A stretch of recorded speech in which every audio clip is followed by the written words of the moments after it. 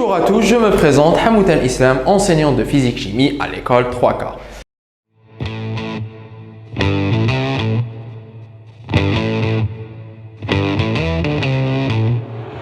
Alors, avant de poursuivre notre travail sur le chapitre des ondes électromagnétiques dans le vide, je vous invite à partager cette vidéo et de vous abonner à la chaîne et d'activer la cloche pour ne pas rater les prochaines vidéos. D'accord? Très bien.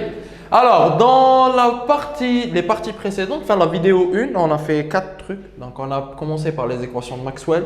2, l'équation de propagation. 3, la forme ou la solution ou l'onde plane progressive, donc la solution de l'équation, la solution particulière de l'équation de propagation, très bien, que ce soit pour le champ électrique ou le champ magnétique. Et quatrièmement, on a donné les équations de Maxwell sous formulation complexe. Et je vous ai dit qu'on va réutiliser ces équations que j'ai notées ici, comme vous voyez. Je vais les réutiliser pour le titre 6, donc la structure de l'onde plane. D'accord? Après, on reverra ça, Inch'Allah. Alors, si vous voyez, donc l'enchaînement que je suis en train de faire, c'est presque identique à ce qu'ils ont demandé dans le concours 2019 des classes préparatoires sciences et technologies algériennes. Donc, il faut vraiment se concentrer avec moi, d'accord? Très bien. Alors, on va partir au titre numéro 5 qui va aussi se baser sur ce qu'on a trouvé les fois précédentes, enfin, la dernière fois. Donc, la relation de dispersion. Avant de définir c'est quoi une relation de dispersion et de vous donner une idée, etc., ce que je vais faire, je vais, disons, démontrer et puis je vais vous donner sa définition de base, d'accord? Parce que c'est une conclusion qu'on aura. Très bien. Alors, au début, ce qu'on va faire, on va reprendre l'équation de propagation pour le champ électrique que j'ai réécrit ici. Vous remarquerez que le epsilon 0 mu 0, je l'ai remplacé par 1 sur c au carré pour me conformer, pour me conformer à l'équation de D'Alembert dans le cas 3D. Donc ça représente l'inverse de la vitesse au carré. Mais ça, c'est quelle vitesse? D'accord? Ça, c'est une question très intéressante. Ça représente la vitesse de l'onde électromagnétique, donc du champ électrique variable et du champ magnétique variable dans le vide. Donc, ça représente la vitesse ou bien la célérité de l'onde ou des ondes électromagnétiques dans le vide. Donc, c'est la vitesse de la lumière. Comme vous voyez, la lumière, elle a une certaine vitesse que vous connaissez presque tous. Donc, c'est 3 fois 10 puissance moins 8, mais elle n'est pas unique. Sachez-le. Donc, le fameux résultat que vous avez, le 3 fois 10 puissance 8, donc c'est un résultat, donc c'est la vitesse la plus grande pour la lumière. Parce que pourquoi? La vitesse de la lumière, elle dépend de 2 paramètres que je ne vais pas m'approfondir trop parce que c'est vraiment un autre domaine, d'accord? Donc, ça dépend de la résistivité électrique, donc c'est un paramètre électrique, et ça dépend de la perméabilité, donc magnétique. Vous voyez ici que pour ces valeurs, donc on aura une certaine valeur de la vitesse de la lumière. Donc c'est presque 3 fois 10 puissance 8 mètres par seconde. Mais pour un autre milieu, hors que le vide, cette vitesse va elle sera différente. Pourquoi? Par exemple, ici, on aura un changement pour les 2 paramètres, que ce soit la résistivité et la perméabilité. Et si vous voulez creuser un petit peu le truc un petit peu. Là, par exemple, pour avoir la résistivité par rapport à n'importe quel milieu, normalement vous avez fait ça l'année passée, donc la résistivité pour n'importe quel milieu, c'est égal à une résistivité relative, donc vous aurez ça sous forme de table, multiplié par la résistivité de la lumière. Donc ça, plutôt la résistivité dans le vide. Donc, vous pouvez avoir la résistivité par rapport à n'importe quel milieu. Mais bon, reviens-nous au vide. Donc, on va admettre la vitesse C, donc dans le vide. Alors, on va supposer l'onde plane progressive A. Mais là, j'écris H et M. H et M, donc ce n'est pas la marque de vêtements, mais c'est harmonique ou monochromatique. Alors, harmonique ou monochromatique, c'est la même chose. En fait, ça veut dire quoi? Donc là, ça vient du grec ou du latin. Normalement, c'est du grec. Ah, je ne suis pas trop fort en langue. Donc, monochromatique. Donc, mono, c'est un. Donc, un, wahidun. Et chromatique, donc, c'est couleur. Donc, une seule couleur. Donc, ça veut dire quoi? Ça veut dire que vous aurez une seule pulsation ou une seule longueur d'onde, une seule fréquence, etc. D'accord? Donc, c'est des paramètres qui sont équivalents. D'accord?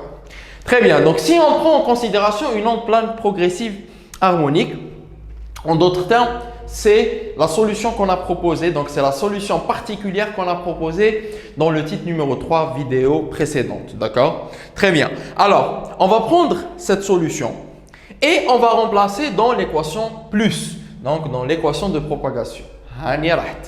D'accord? Et du coup, qu'est-ce que je vais faire? Donc, ici, je vais remplacer. Donc là, j'ai Laplacien de E. Donc, Laplacien de E, c'est quelque chose de facile. Donc, c'est des dérivées secondes, mais spatiales.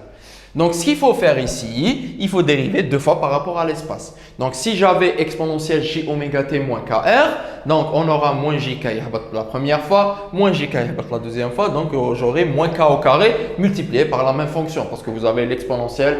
Donc, d'accord? Et puis, la deuxième, j'ai la dérivée seconde par rapport à t. Donc là, j'ai une dérivée seconde, mais elle est temporelle. Je m'excuse. Donc, je dérive 2 fois. Donc, j'aurai un j oméga la première fois, une deuxième fois j oméga. Et du coup, j'aurai j oméga fois j oméga, c'est moins oméga carré sur c au carré fois e. Merci.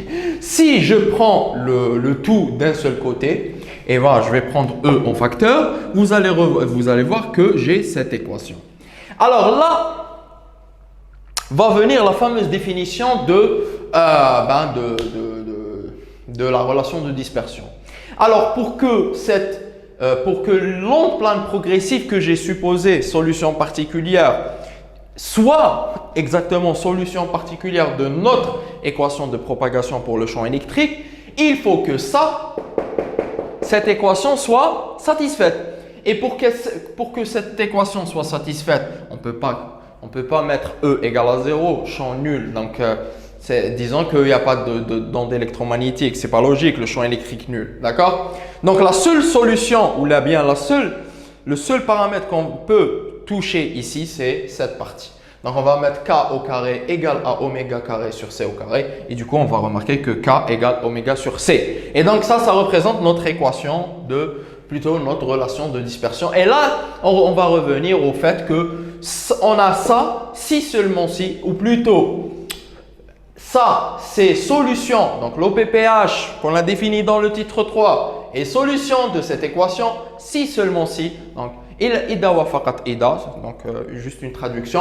Ida wa faqat ida, donc c'est une condition nécessaire et suffisante pour que, voilà, ida wa faqat ida, k égale oméga sur c. Donc c'est une condition nécessaire et suffisante pour que l'OPPH soit solution particulière de cette équation. Et du coup là, on vient de définir la relation de dispersion. Donc en d'autres termes, la relation de dispersion, c'est juste une relation qu'on doit satisfaire pour que l'OPPH ou l'OPPM, c'est comme vous voulez, donc vu que c'est la même chose, soit solution de l'onde progressive. Là, vous n'allez pas me redire juste l'OPP, ça veut dire quoi? Donc onde plane progressive, j'ai redit ça, enfin j'ai dit ça dans la vidéo précédente.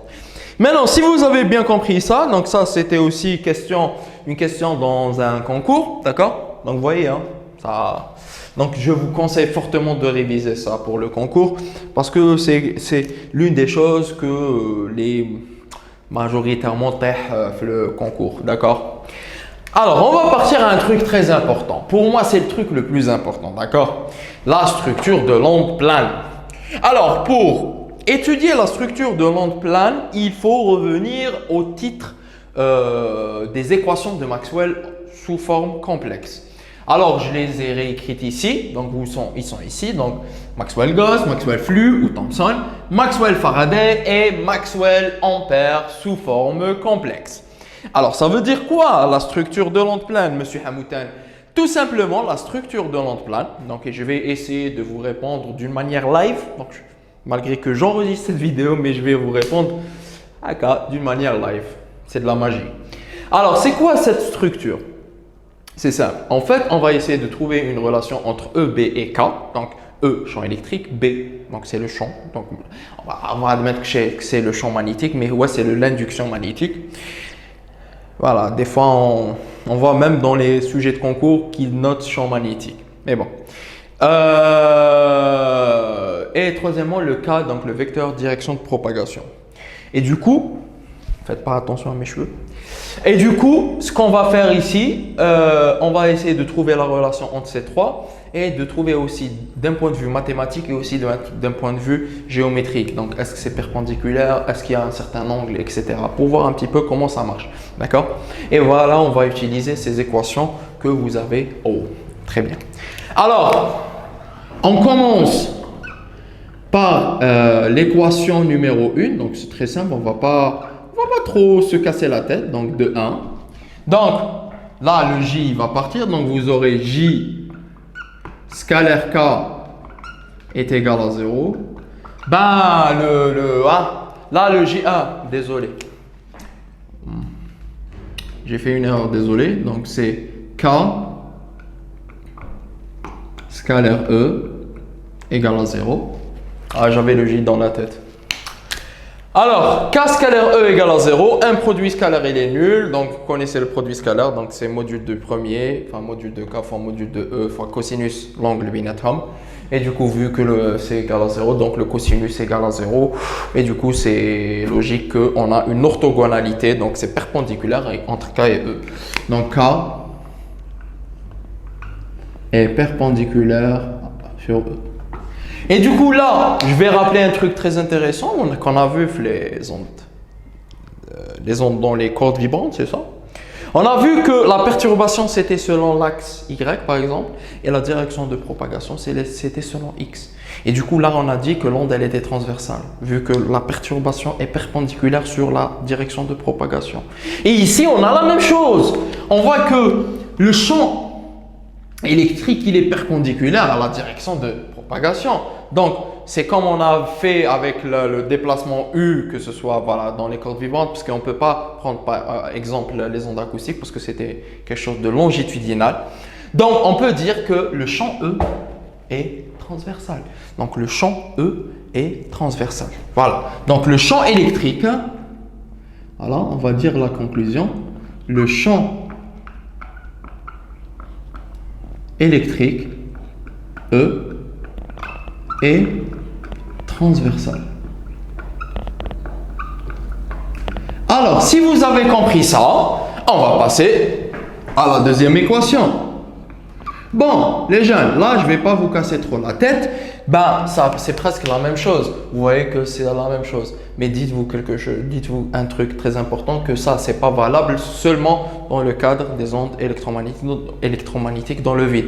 On aurait pu avoir ici ρ sur epsilon 0 si c'était un truc où il y avait des charges. Donc, on aurait des résultats différents. Très bien. Alors, donc, désolé, on change de feutre.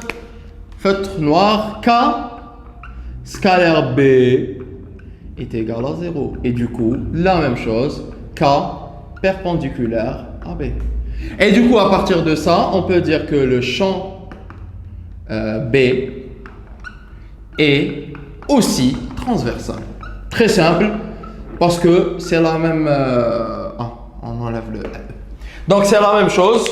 Le champ B, il est perpendiculaire à la direction de propagation. Donc, le champ B, il est dit transversal. Après, on va dire que c'est transverse magnétique. D'accord? Après, les remarques, je vais vous dire, je vais les écrire en description. Donc, vous voyez, en dessous de la vidéo, vous allez trouver une description. Vous allez trouver les remarques que je voudrais bien donner par rapport à ça. D'accord? Je vais vous les citer en vidéo, mais vous allez les trouver écrites sous la vidéo. Très bien. Pour ne pas perdre beaucoup de temps, pour ne pas faire une vidéo très longue. Alors, troisième chose, on va choisir une autre équation. Ah, mais attendez, monsieur, pourquoi vous voulez choisir une autre équation tandis que là, je vois, là, ça devient interactif. Hein, je vois que K perpendiculaire à E, K perpendiculaire à B, donc B perpendiculaire à E. C'est bon, on a fait notre travail. Non, monsieur. En fait, on a deux situations. On peut avoir que E et B sont tous les deux perpendiculaires à K mais E et B sont collinéaires. Bon, vous pouvez avoir aussi la situation où les trois sont perpendiculaires par rapport à l'autre. Mais voilà, ces deux, cette première et deuxième étape, elles vont pas donner une idée correcte sur la relation entre E et B ou bien la relation géométrique, disons, entre E et B. Alors, on doit procéder à une dernière étape, donc l'utilisation d'une autre équation de Maxwell. Comme vous voyez, toujours utilisation des équations de Maxwell. Je les ai utilisées ici, ici et je vais encore les utiliser après. Alors, la troisième partie, donc, maintenant, je vais utiliser l'équation 3 parce que c'est la plus simple. Je vois qu'elle est très simple. Et puis, je peux trouver quelque chose de très intéressant. Donc, de 3, qu'est-ce que je vais trouver? Je vais trouver que, ici, le J, moins J, ça s'efface. Donc, j'aurai B est égal, désolé, c'est pas le corona, ne vous en faites pas. Bon, celui qui va voir cette vidéo en 2027, etc., voilà, on était en période de corona. Très bien. Alors, K vectoriel E divisé par oméga. Et du coup, ça c'est notre relation. Alors là, c'est une relation très importante qu'on va presque toujours utiliser dans nos exercices parce que, dans le vide bien sûr, parce que on va nous demander par exemple de trouver le champ B à partir du champ électrique E. Donc on va nous donner l'expression de E et puis on va déduire l'expression de B. Et là, il faut procéder à ce produit vectoriel. Et puis on peut faire l'inverse, donc déduire le champ E à partir du champ B et puis en utilisant tout simplement l'équation 4. Mais que ce soit l'équation 3 ou 4, on va déduire quelque chose de très intéressant. Vous connaissez bien que le produit vectoriel entre deux vecteurs va donner un vecteur qui est perpendiculaire aux deux vecteurs les canaux d'Arlin le produit vectoriel. Du coup, si on fait un produit vectoriel entre K et E, donc ça va nous donner le vecteur B, mais selon les propriétés, B doit être perpendiculaire à K, donc ça on a déjà trouvé, et donc perpendiculaire à E. Et à partir de ça, on peut déduire que E est perpendiculaire à B. Et du coup, vous voyez pourquoi là on a utilisé juste trois équations. La quatrième, on aurait pu utiliser cette équation, c'est toujours la même chose, donc c'est pas méchant. Mais on aurait pu utiliser cette équation. Mais voilà, nous c'est plus intéressant moi le but c'était de vous donner la relation pour trouver B à partir de E. On aurait pu utiliser ça pour trouver E à partir de B, d'accord? Mais dans la majorité des cas, on donne E et on déduit B. Alors, à partir de ça, donc K perpendiculaire à E, K perpendiculaire à B et E perpendiculaire à B. Donc on remarque que A, E et K, plutôt E, B et K forment une forme géométrique qu'on appelle trièdre orthogonal direct. Donc, chaque vecteur est perpendiculaire par rapport à l'autre. Donc, on va dire que ça forme un trièdre orthogonal direct. D'accord? Bon, ça, c'est des remarques que je vais vous donner juste après. Très bien. Alors, voilà, les remarques, on ne les apprend pas. Alors, là, juste pour vous illustrer ça, je vous ai dit déjà que l'onde, c'est selon des plans. Et donc, dans chaque plan, les points appartenant au même plan, donc ça a le même champ électrique, le champ magnétique, etc. Et du coup, là, j'ai représenté un plan, un point R. Donc, c'est pour ça, des fois, dans le titre 3, j'écrivais ERT, donc R. Donc, le point M, voilà, donc il a un rayon R. Donc, il a les composantes X, Y, Z. Et puis là, vous remarquez que K, il est selon X, par exemple. J'espère que vous voyez bien le dessin. Je vais essayer de zoomer. Donc, K, il est selon X. Par exemple, là, j'ai pris E, il est selon Z, mais on aurait pu le prendre selon le plan O, Y, Z. Donc, on essaiera de faire un exercice pour expliciter ça. Et là, j'ai choisi que B, il est selon Y. Donc, j'ai pris que E et B ils ont une polarisation rectiligne. Bon, là, je sais que vous avez pas bien compris le fait, c'est quoi une polarisation. Vous allez le voir, donc ça va nous donner une idée sur le prochain titre de notre vidéo, c'est la polarisation. Bon, du coup, là, vous oubliez un petit peu ça, vous effacez. Donc, on va juste admettre le fait que dans notre dessin, on a pris que B et E ont une seule composante. Donc, E, il a une composante selon Z et B a une composante selon Y. Là, c'est juste un dessin explicatif. Donc, le E, il peut avoir deux composantes, le B aussi, etc., etc. Alors, mais la chose la plus importante qu'on a déduit, c'est que K, E et B sont perpendiculaires chacun par rapport à l'autre. Et du coup, ça forme un trièdre orthogonal, donc ce qui est perpendicularité directe. D'accord? Donc voilà, disons, la structure de l'onde plane diagonale. Donc, vous voyez que c'est des choses très simples. On a utilisé les équations de Maxwell, on les a matérialisées et après, on a déduit ça. Alors, juste pour vous dire, voilà, donc c'est des remarques que je ne vais pas écrire sur le tableau parce que c'est juste une conclusion. Je vais la mettre, comme je vous ai dit, dans l'espace description de cette vidéo. Donc, je vous ai dit, je vais vous dire que le champ électrique à tout instant est perpendiculaire à K et on dit que l'onde est transverse électrique, donc c'est logique. Donc, on a dit que le champ électrique il est transversal, juste une terminologie, donc c'est transverse électrique. La même chose pour le champ magnétique, il est transverse magnétique, donc l'onde elle est transverse magnétique. Pourquoi? Parce que le champ magnétique à tout instant, il est perpendiculaire à K. Très bien. Les ondes électromagnétiques planes progressives sinusoïdales dans le vide sont des ondes transversales. Aussi, ça c'est une remarque intéressante. Bon voilà, ça c'est juste des remarques que vous pouvez réutiliser, enfin donner comme conclusion dans un examen ou un exercice. Les trois vecteurs forment un trièdre orthogonal direct lié par la relation que je vous ai donnée ici, B égale K vectoriel E sur oméga, donc c'est très important aussi. Et enfin, les deux champs E et B sont orthogonaux l'un par rapport à l'autre. Et la chose qui est très intéressante, qu'on va découvrir dans les exercices, que E et B ne sont pas déphasés l'un par rapport à l'autre. Donc, on ne va pas trouver un déphasage entre E et B, d'accord? Un déphasage phi. Très bien. Donc voilà, nous sommes arrivés à la fin de notre vidéo. Déjà, nous avons fait 2 vidéos où on a illustré 6 titres de ce cours. Il nous reste 2 titres. Un titre sur la polarisation qu'on va faire en 3 vidéos et un autre titre sur l'aspect énergétique.